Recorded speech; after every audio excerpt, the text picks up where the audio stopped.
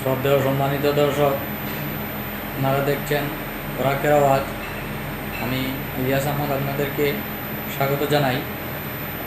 আজকে একটি গুরুত্বপূর্ণ বিষয় নিয়ে এসেছি। সে বিষয়টি হলো, আজকে গণমাধ্যম থেকে জানতে পারলাম আমাদের আসাম সরকার পুনরায় আদেশ দিয়েছে যে আমাদের রেশন কার্ডের যতজন সদস্য আছেন প্রতিটি রেশন কার্ডে প্রত্যেকজনের ফিঙ্গারপ্রিন্ট নেওয়ার জন্য এবং আধার কার্ড লিঙ্ক করার জন্য, পুনরায় আধার কার্ড নাম্বার নিয়ে যাওয়ার জন্য। যাই হোক, আর যারা বিরত থাকবেন ফিঙ্গারপ্রিন্ট থেকে, তাদের নাকি একটা বিরুদ্ধে কোনো একটা ব্যবস্থা নেওয়া হবে। কী ব্যবস্থা? তো তাদের নাম কাটা পড়বে।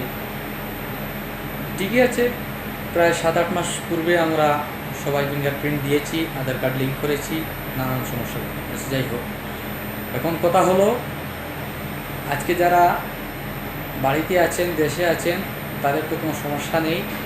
ডিলারের কাছে গিয়ে, নিজ ডিলারের কাছে গিয়ে তারা এটা কাজ সম্পূর্ণ করতে পারবে। কিন্তু বহিরাজ্যে এবং বহির্দেশে যারা আছেন তাদেরকে নিয়ে সরকার কী ভাবছে, এবং আমরা বহিরাজ্যে যারা আছি, বহিরাষ্ট্রে যারা আছি, তাদের জন্য একটা সুযোগ সুবিধা করে দেওয়ার জন্য আমি মাননীয় মুখ্যমন্ত্রী মহাশয়ের কাছে আবেদন করতেছি।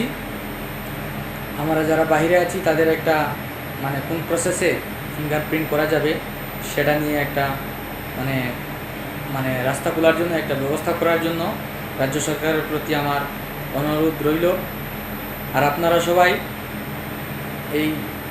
আমার এই দাবিটা বেশি বেশি করে শেয়ার করে দিন, যাতে সরকারের বড় বড় গণমাধ্যমের কাছে যাতে পৌঁছায় এবং সরকারের কানে গিয়ে পৌঁছায়, এবং মুখ্যমন্ত্রী মহোদয় এর একটা ব্যবস্থা করেন।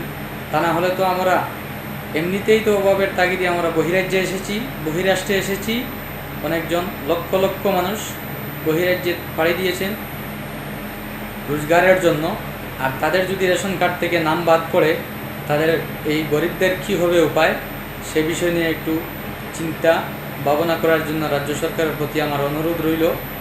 আর আপনারা বেশি বেশি করে বরাকের আওয়াজ চ্যানেলটাকে সাবস্ক্রাইব করে, শেয়ার করে অন্যদেরকে শোনার সুযোগ করে দিন। আর এই প্রতিবাদ আপনারা কমেন্টের মাধ্যমে আমাকে সহযোগিতা করুন। আপনারা যদি মতামত দিয়ে থাকেন, একমত হন আমার এই কথায়, তাহলে বেশি বেশি করে কমেন্ট করে শেয়ার করে দিন। আর আমি বেশি কিছু বলতে চাই না, কারণ আজকে আমার এমনিতেই স্বাস্থ্যগত ঠিক নয়, শারীরিকভাবে আমি অসুস্থ বোধ করতেছি, গলার কণ্ঠও বদলে গেছে। তাই আমি বিদায় নিচ্ছি। ধন্যবাদ।